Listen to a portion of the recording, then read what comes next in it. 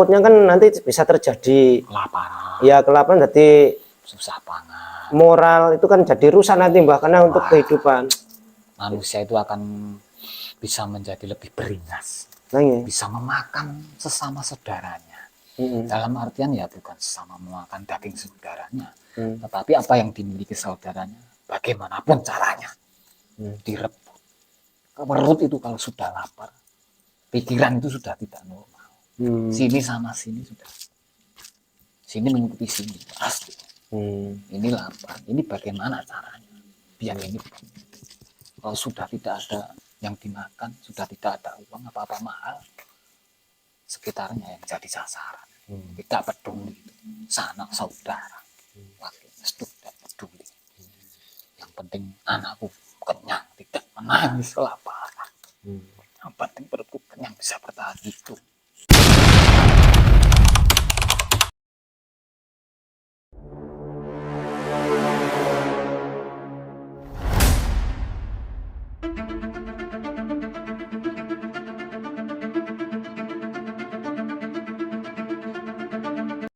Bismillahirrahmanirrahim. Assalamualaikum warahmatullahi wabarakatuh. Waalaikumsalam warahmatullahi wabarakatuh. Salam bahagia kepada sedulur-sedulur Padepokan Putra Bengawan. Alhamdulillahirrahmanirrahim.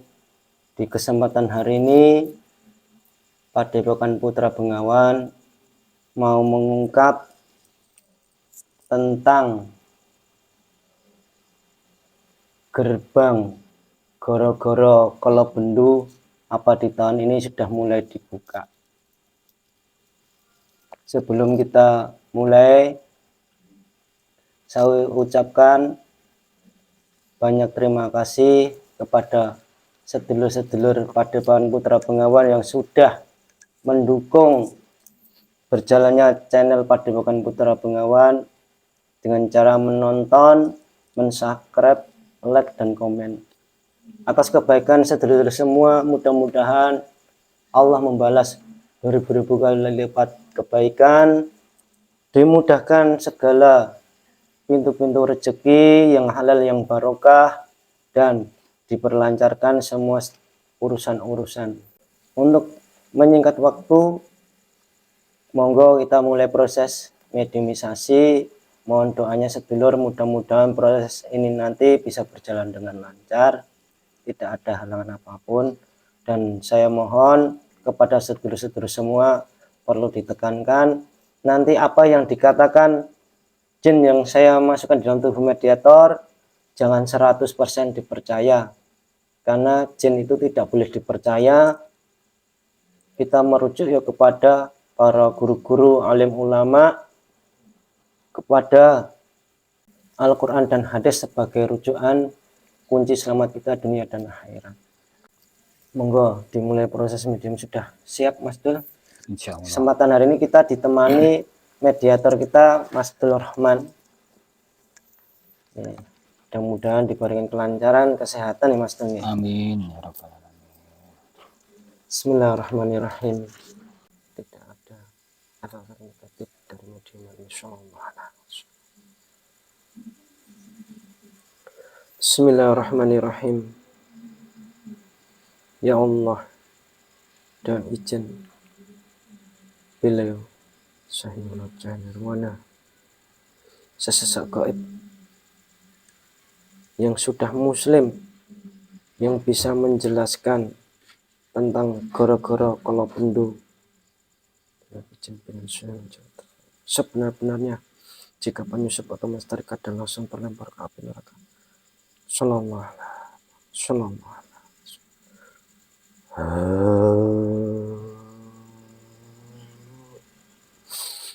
Allah masuk bersama Allah.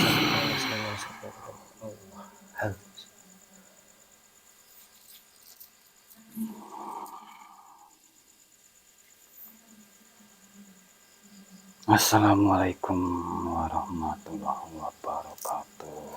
Waalaikumsalam warahmatullahi wabarakatuh. Sebelumnya mohon maaf, dengan siapa saya berbicara nggih?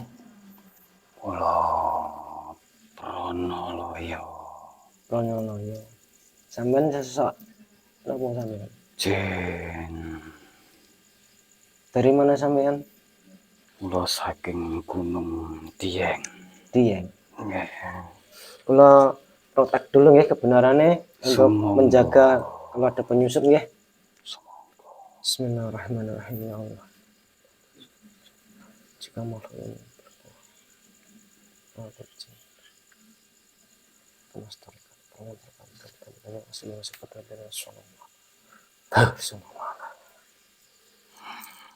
nggih, ngapunten nggih. Mboten napa-napa. Saderenge kula nyuwun pangapunten. Niki kula tindang dugi mriki wonten dawuh napa, Gus? Nggih, mohon maaf Mbah kalau bisa pakai bahasa Indonesia ya. Nggih. Mohon maaf. Ya. Allah. Sampean tadi sebelum saya undang di sini lagi ngapain, Mbah sampean? Saya sedang beribadah. Beribadah, Berzikir. Nah, Teman-teman saya di sana. Tadi diundang di sini itu keberatan atau tidak? Tidak apa-apa. Ya. Saya tahu panjenengan sinten. Mohon maaf, Mbah. Sampean saya undang ke sini, saya mohon minta tolong penjelasan masalah goro-goro Kolobendu yang sudah terkenal dari orang-orang tua dulu, nanti di akhir zaman itu akan mengalami masa-masa seperti itu. Lah mohon maaf Mbah, saya mohon kejelasan sebenarnya goro-goro Kolobendu itu apa toh Mbah? Saya itu kan masih kecil, jadi kurang paham masalah itu. Ya, zaman yang penuh kesengsaraan. Ini sudah terjadi zaman ini, Kang. Banyak rakyat kecil yang sengsara. Sulitnya mendapat pekerjaan. Bahan-bahan makanan melonjak naik. Tanaman-tanaman sulit untuk berbuah. Banyak terserang hama dan penyakit. Ini juga sudah ada wabah yang turun di zaman ini. Berhati-hati untuk semuanya. Wabah sudah turun, mulai turun. Hati-hati, jaga kesehatan, jaga hati. Terbanyak mendekatkan diri kepada Allah. Berarti goro-goro Kolobendu itu adalah masa kesusahan ya Mbah ya? Iya, zaman ini sudah dimulai. Ya, bersabar semuanya. Kan ini kan kita itu kan sudah merdeka Mbah. Kok bisa susah gimana Mbah maksudnya? Ya, karena memang ini sudah waktunya. Sudah akhir zaman. Banyak teguran-teguran, peringatan-peringatan dari langit untuk manusia-manusia yang zaman sekarang ini kan banyak sekali berbuat dosa. Berbeda dengan orang-orang zaman dahulu. Setelah merdeka itu kemaksiatan itu tidak sebanyak zaman sekarang ini. Jauh sekali dengan zaman dahulu itu. Orang-orang zaman dahulu itu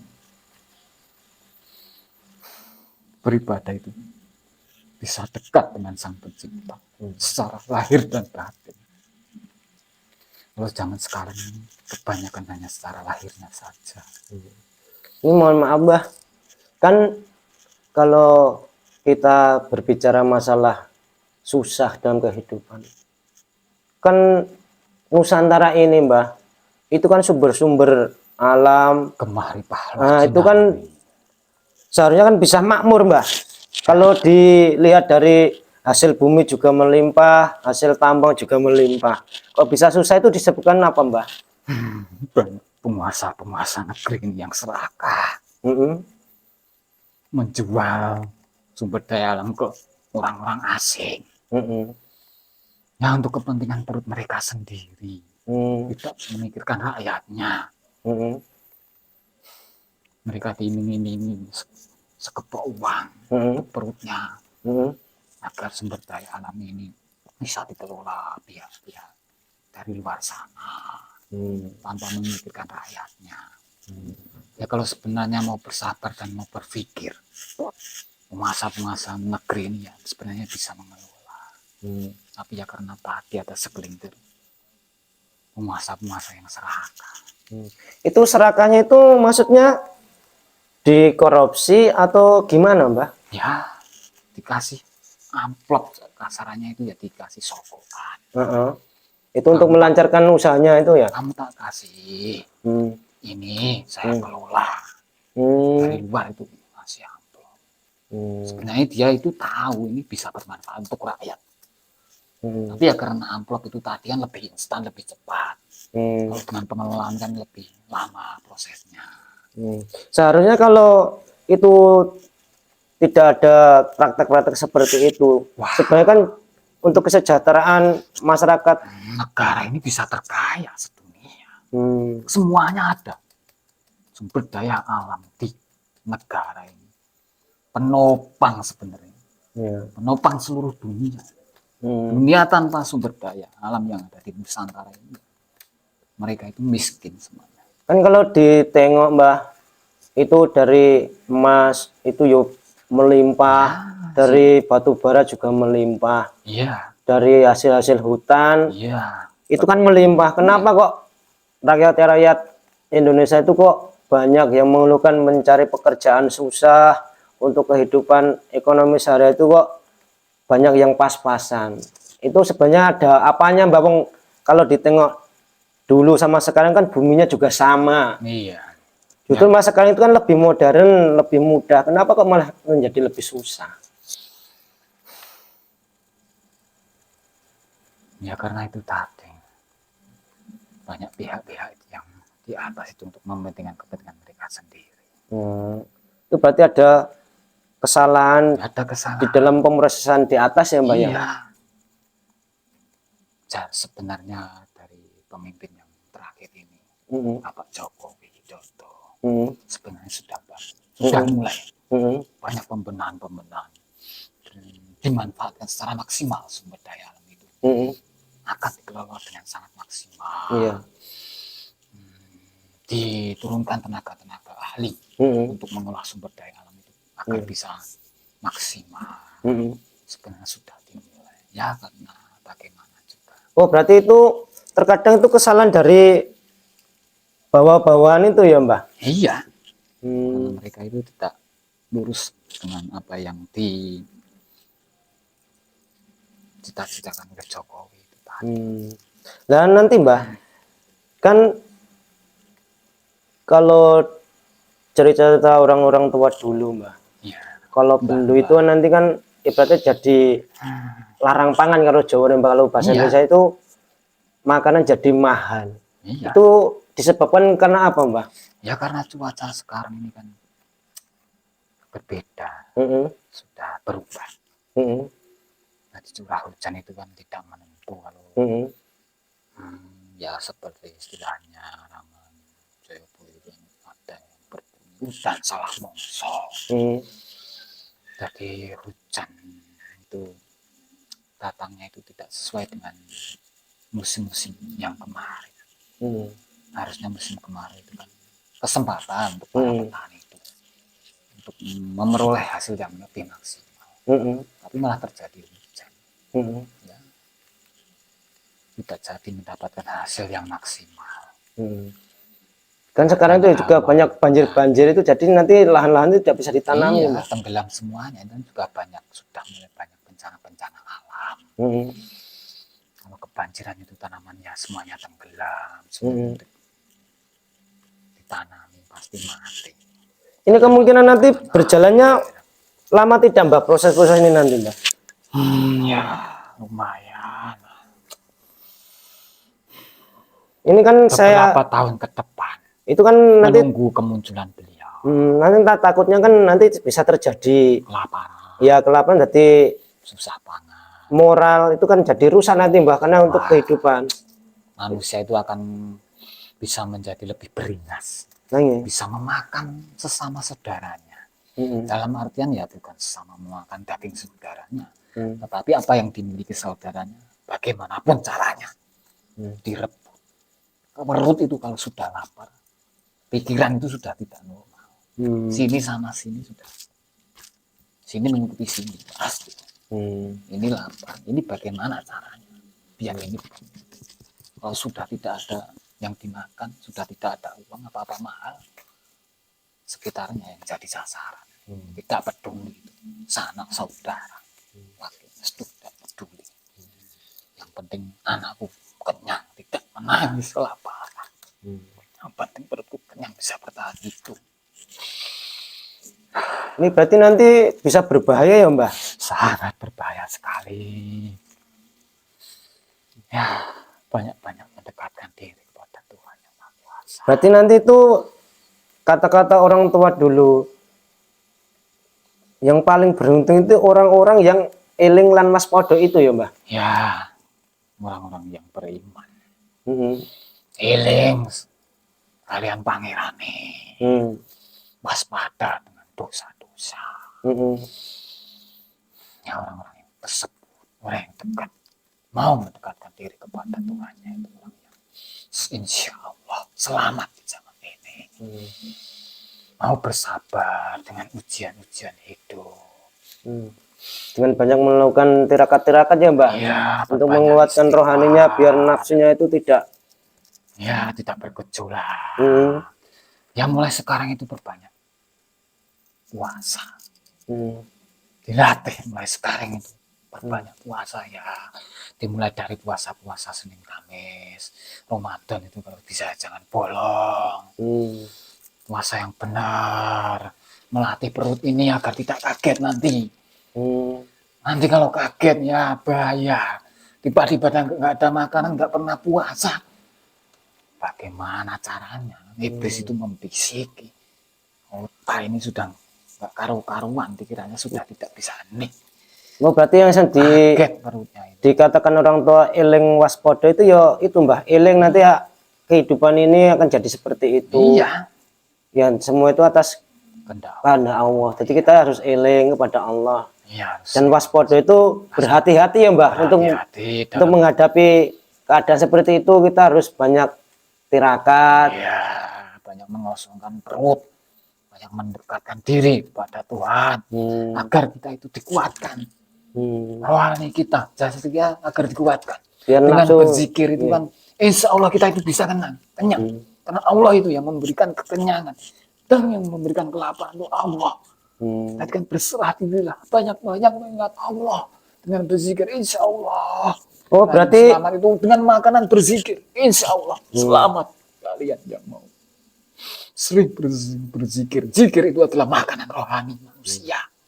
Saya dulu ya pernah dengar dari seorang kiai itu kan, besok itu nanti orang itu akan bisa hidup tanpa makanan hanya untuk berzikir saja. Itu ya seperti itu Mbah. Ya benar, sudah disebutkan dalam hadis kan. Sudah disabdakan Rasulullah itu. Jadi memang nanti akan terjadi kelangkaan pangan itu bukan masalah tidak ada makan, karena tidak bisa ditanam itu ya Mbah, tanah-tanah kebanjiran ini ya. Banyak bencana, iklim-iklim yang sudah tidak seperti biasanya, banyak hama, banyak penyakit tanaman, membuat tanaman itu tidak subur. Mengerikan sekali sebenarnya. Saya itu sampai ingin menangis melihat kelakuan manusia zaman sekarang ini. Peringatan itu sudah di mana-mana, sudah banyak sekali. Mbok yo do eling, marang pangeranmu. Ini sudah dekat. Banyaklah mendekatkan diri, tinggalkan dosa-dosa itu. Bencana-bencana itu ya dari dosa-dosa kalian. Kalian sendiri yang menciptakan. Allah itu sayang, makanya kan dikasih peringatan. Biar eling lagi. Ya kan kalau ditengok Nusantara itu kan sangat kaya sekali Mbah. Wah, kaya raya ini kan tanah surga. Iya, kok bisa seperti itu? Berarti kan karena kesalahan manusia itu yang melampaui batas ya Mbah. Manusianya sendiri sebenarnya. Meniru budaya Barat. Sebenarnya budaya kita itu kan sudah bagus dari leluhur itu kan. tata krama, sopan santun, unggah ungguh itu kan sangat luar biasa sekali. Kan ya dari sekarang itu kan sudah mulai Mbak, banyak orang-orang yang muda-muda itu sudah tidak mau bertani. Ya, Itu jadi kan ya nanti disebabkan kekurangan ahli-ahli juga kan Mbak itu. iya mereka itu kebanyakan malah pekerja yang instan di kantor pakai dasi, Ya. pabrik. Padahal ya kalau dipikir-pikir manajernya saja orang asing, malah mereka ikut orang asing. Sebenarnya negeri ini secara perekonomian itu juga sudah dijajah sebenarnya oleh bangsa asing.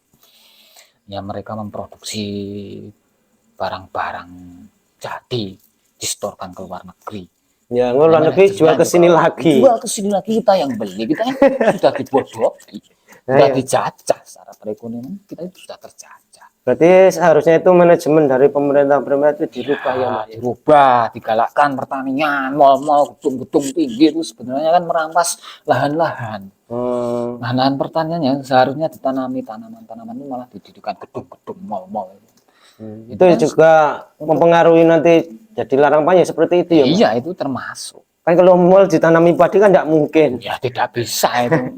Ditanami saham itu kalau Iya. manusia itu. Yang untung ya yang di atas, orang-orang yang atasan itu yang untung. Karyawan tahunya itu dapat bulanan segini, tapi tidak pernah berpikir ke depannya itu bagaimana. Padahal di sini itu lahannya itu luas, tanahnya subur makmur, negeri ini gemah ripah loh jinawi. Orang zaman dahulu itu mengatakan. Ya, tapi mereka kepencut. Oh, berarti itu harus kebijakan pemerintah itu pembangunan gedung-gedung itu harus dikurangi ya, Mbak? Ya, harus digalangkan untuk lahan pertanian pangan ya. Ya, digalakkan itu tadi. Nah, sedangkan kalau ditengok kan di Nusantara kan iklimnya tropis, itu untuk tumbuh-tumbuhan itu kan bagus. Bisa subur. Kalau tidak percaya lihatlah di luar sana. Sampean yang merantau ke negara orang matanya sipit. Pertanian bagaimana? Musim salju sudah tidak bisa ditanam. Kalau di sini nggak ada musim salju. Musim panas, hujan bisa ditanam. Kalau di sana musim salju. Belum yang negara Timur Tengah yang gersang itu. Kenapa di sana-sana malah bisa enak-enak ya, Mbak ya? Ya karena mereka itu orangnya sebenarnya malah bisa berpikir. Tapi sulit untuk bercocok tanam, tapi otak mereka itu berpikir bagaimana bisa hidup mengandalkan keahlian mereka. Dan nanti kalau Bendu itu nanti Mbah, itu nanti hanya kawasan Nusantara atau semuanya seluruh dunia, Mbah? Seluruh dunia ini sudah mengalami paceklik. Karena ya musim kan seluruh dunia itu sudah berubah. Berarti itu hanya dulu itu yang mencetuskan pemahaman itu dari Nusantara, tetapi itu imbasnya nanti ke seluruh dunia ya? Ya sebenarnya ya itu kan termasuk dari ilham Prabu Joyoboyo itu kan melihatnya secara luas sebenarnya. Itu sebenarnya secara luas seluruh dunia sebenarnya. Tapi kan kebanyakan pemahaman itu kan dari Nusantara, Mbah itu. Ya itu kan ya orang-orang Nusantara ya tahunya ya akan terjadi di sini. Padahal seluruh dunia itu sebenarnya maknanya itu luas sekali sebenarnya kalau mau dijabarkan itu. Zaman kalau Bendu ya intinya sudah zaman ini, akhir zaman ini. Kesusahan, kesengsaraan, kelaparan, sulit cari pekerjaan sudah terjadi di zaman ini. Hati-hati semuanya, ilmuwan waspada itu tadi seperti yang disampaikan itu tadi. Itu kalau nanti sudah terjadi seperti itu, Mbak, nanti dari presiden-presiden yang baru ini kebijakannya gimana ya, Mbak? Kalau dipandang dari sosok Goib nanti pengganti Pak Jokowi ini gimana ini? Bapak Prabowo. Saya itu malah kasihan dengan beliau. Kenapa? Nanti akan terjadi dari musuh-musuhnya itu. Akan banyak yang berusaha menurunkan dari jabatannya. Berusaha menggoncangkan jabatan. Kenapa, Mbak? Ya, iblis itu sekarang kan sudah terbuka portal-portalnya. Pintu gerbang iblis sudah terbuka. Mereka nyusup kepada para petinggi negara ini, orang-orang yang berkuasa. Dibisik-bisiki mengerecoki bagaimana negara ini hancur. tanpa pemimpin kalau bisa. Nanti biar Dajjal keluar dan berkuasa. Itu intinya itu. Oh, berarti itu semua itu sudah di-mindset oleh iblis ya, Mbah. Wah, Nanti sudah. untuk perebutan kekuasaan ataupun mengguncang seluruh dunia itu adalah kerja dari iblis-iblis itu ya, Mbah. Para tentara pasukan Dajjal sudah membuat rencana sangat. Jadi itu kalau orang itu Cerdas. tidak eling lan waspada, iblis itu dengan mudah menyusup ya, Mbah. Nanti menimbulkan pikiran-pikiran yang buruk ya, Mbah, untuk kedepannya. Nafsu-nafsu dunia, mencari pangkat, kedudukan. Bagaimana caranya bisa menguasai negara ini? Ini untuk kalangan yang di atas. Kalau yang di bawah ya bagaimana caranya mendapatkan duniawi yang enak, yang instan, yang cepat. Mereka riba, cari pinjaman lewat riba. Sekarang dibukakan lebar. Pinjaman riba itu tinggal pencet pelotok, udah masuk. Kalau apa sih? Piye, Mbah? Mak teplok ngono, Mbah. Pelotok itu ya seperti kalau transfer, ini katanya ditransfer lewat pinjol. Lewat apa itu? Saya nggak tahu itu pinjol itu yang pakai HP itu lah. Oh, aku dewe orang mudeng, Mbah. Ya, jangan sampai kamu. Iya. Kelihatannya berbahaya itu. Iya. Saya itu ya melihat dari alam sana itu. Oh, berarti manusia itu ini berarti ini tiba-tiba kok seneng dapat pinjaman utang. Padahal itu kan riba itu kan besar-besar. Iya. Belum nanti kalau ditagih nggak bisa bayar, sembunyi kemana-mana, diteror. Bahaya sekali itu. Bisa bikin kecanduan. Padahal uang dari riba itu kan sudah ada iblis yang masuk. Uang dibelikan makanan, makanannya itu kemas uang dari iblis, dari uang pindah ke makanan. Makanan dimakan, ya iblisnya masuk. Tambah mudah berbuat dosa. Karena banyak iblis dalam dirinya. Ini, Mbah. Ya. Mohon maaf tadi malah nggak dikasih suguhan, Mbah. Wah, saya sudah berbuka deh, Mas. Wow. Saya nanti Mbah, saking tegangnya. Ya.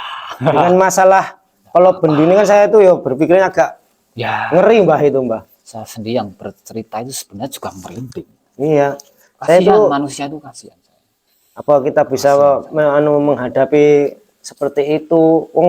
Sekarang itu, Mbah, itu banyak dari tetangga-tetangga itu sudah banyak yang berkeluh kesah, Mbah. Kita bekerja dari pagi sampai sore, sampai laki-laki perempuan bekerja semua. Kok uangnya tidak ada? Iya. Kok uangnya nggak ada? Yo, sebenarnya uangnya ada, Mbah, tetapi kok dibelanjakan itu kok langsung habis. Ya, itu loh. Kami itu juga memantau dari dalam sana. Iya. Ya gimana ya? Kok sepertinya itu uang itu diangkat ke langit. Ya kayak nggak berkah itu loh, Mbah. Uang itu kok sepertinya itu ada pembersihan dari uang-uang yang tidak ada. Yang kan, saya tangkap. Kalau ditengok dari hasil kan lebih gede, Mas, sekarang itu. Iya. Kenapa kok nilainya itu kok nggak sebanding dengan kerja kerasnya loh, Mbah? Iya. So, bahasa Jawanya ora temonjo. Iya. Ya, itu memang sudah keberkahan sudah mulai berkurang itu ya? Iya, keberkahan dari uang itu sudah diangkat. Karena dengan terbukanya pembersihan juga dari uang-uang riba. Ya ini ya proses-proses juga ya, Mbah. Proses pembersihan ini sudah mendekati. Ya udah, Mbah. Terima kasih atas penjabaran kalau bendu tadi. Ya, mohon maaf. Nah, ini kan hanya itu saja untuk sampaikan. Tah cilik-cilik seperti saya ini, Mbah. Ini kan butuh banyak pemahaman. Itu tidak kecil. Lah ini tuh kecil. Kamu darat. Wah, saya tidak berani ngomong. Kecilan luarnya. Itu untuk kiat-kiatnya gimana, Mbah? Untuk sampean sudah nanti tahu. Kalau terjadi seperti itu, kiat-kiat untuk menghadapi ujian-ujian dari Allah itu gimana, Mbah? Sampean saja yang menyampaikan. Ya sampean. Nah, sampean lebih tahu. Kalau yang menyampaikan itu orang tua, Mbah, itu kebanyakan malah digugu, Mbah, dan ditiru. Saya kan bukan manusia. Tapi kan bisa di dalam jasad ini kan bisa menyampaikan. Kalau untuk tujuan untuk kebaikan kan bisa saja menjadi amal pahala sampean. Wah, sampean pinter ngerayu. Iya. Ya, gimana ya? Perbanyak mendekatkan diri dengan Tuhan Yang Maha Kuasa. Perbanyak bersedekah, mumpung masih bisa bersedekah. Nanti kalau sudah tidak ada yang bisa kita sedekahkan, amal kita apa? Ya perbanyak berzikir, ibadah, tinggalkan perbuatan maksiat. Jangan makan riba, berbahaya itu. Menimbulkan banyak bencana. Puting beliung itu dari hasil riba-riba itu. Hasilnya dari riba itu terjadi bencana puting beliung dari riba. Banjir bandang juga. Perzinaan. Ya intinya tinggalkan perbuatan maksiat. Mulailah mendekatkan diri kepada Yang Maha Kuasa.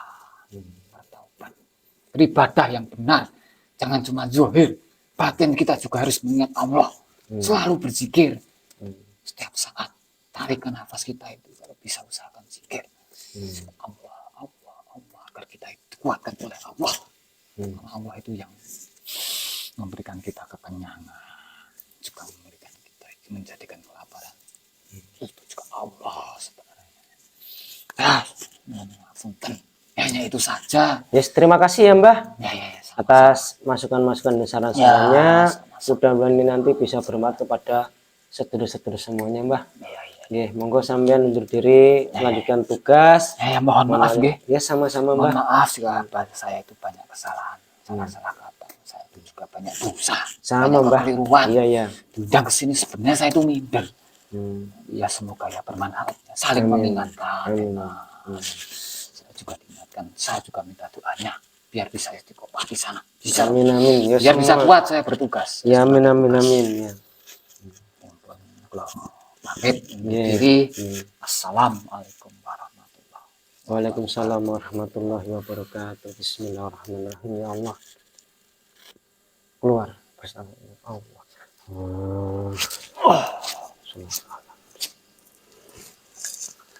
Sekian pemirsa, dialog kita dengan Sesak Jeng di Gunung Dieng. Dari kesimpulan yang dijabarkan beliau bahwa ini sudah mulai menuju gerbang Goro-Goro Kolobendu. Nanti akan terjadi kesusahan di mana-mana. Nanti pangan-pangan itu sudah mulai langka karena dengan keadaan cuaca yang kurang bersahabat dan sudah berkurangnya lahan untuk bercocok tanam, dan seandainya ditanam itu banyak hama.